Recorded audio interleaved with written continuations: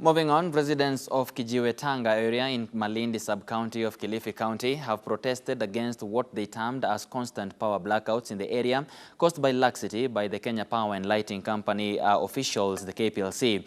The residents said the power lines are also very close and low to trees, which was a threat to human life, but nothing was being done by Kplc despite the numerous times they reported the matter. Residents in Kijiwetanga village in Malindi sub-county, Kilifi County, have raised the alarm over frequent power outages. They now fear their lives could be lost during the rainy season, which has begun if action is not taken to resolve the problem.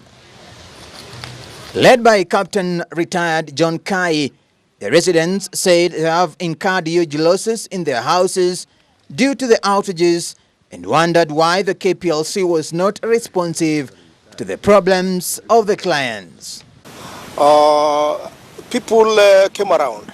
Kenya Power and Lighting Company people came around. At least the locals within here, and by the way, we are in Kijiwetanga, along the Kijiwetanga-Jacaranda Road, on the second row of the road as you head to Jacaranda. So when they came, we temporarily got power back. I think it lasted for less than an hour, then it went off. On the same Thursday, when we called the call center, they said that the problem had been identified and had been sorted out, and in fact, the reference number had been closed. Hiyo shida ya stima, mimi sasa nimeanza kusumbuana na watu wa stima Malindi.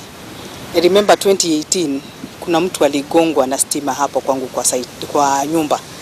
Na nilikuwa nimefuatilia kama wiki 3 wakuja warekebishe hiyo waya. Kila siku wanasema tunajua tunakuja. Hiyo ndio slogan wanakuanga nayo, tunajua na tutashughulikia. Mpaka siku ile huyo kijana aligongwa na stima na nikawa nagaramika kumpeleka hospitali atibiwe na nini, ndio walikuja. Na hata hiyo yenyewe nilihave kufuatilia Nairobi na call center. Nikawauliza, sasa mnagoja kifo ndio mkuja? Kama mmeona hapa sisi stima ziko on and off.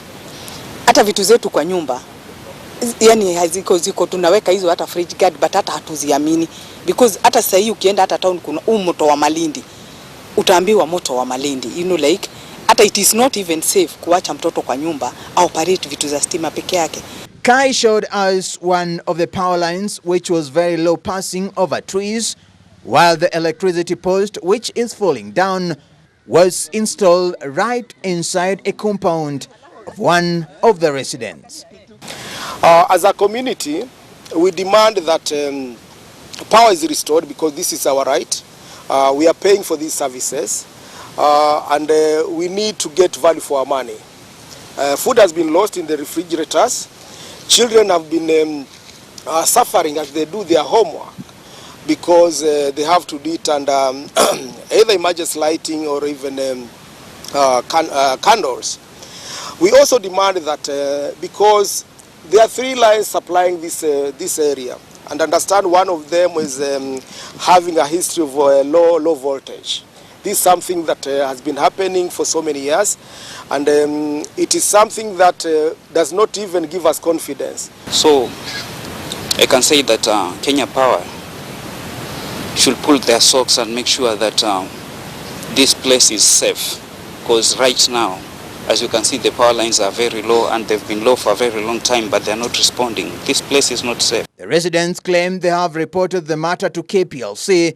They are promised that the problem will be solved, but nothing has been done to date. Of course, there's a possibility that the transformers that were installed during the rural electrification could not take more power, more installations.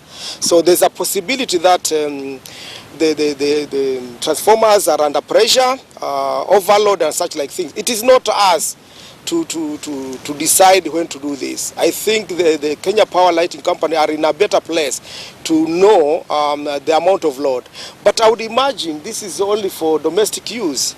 I think it should be able to sustain. But again, that is something that Kenya Power and Lighting should look into.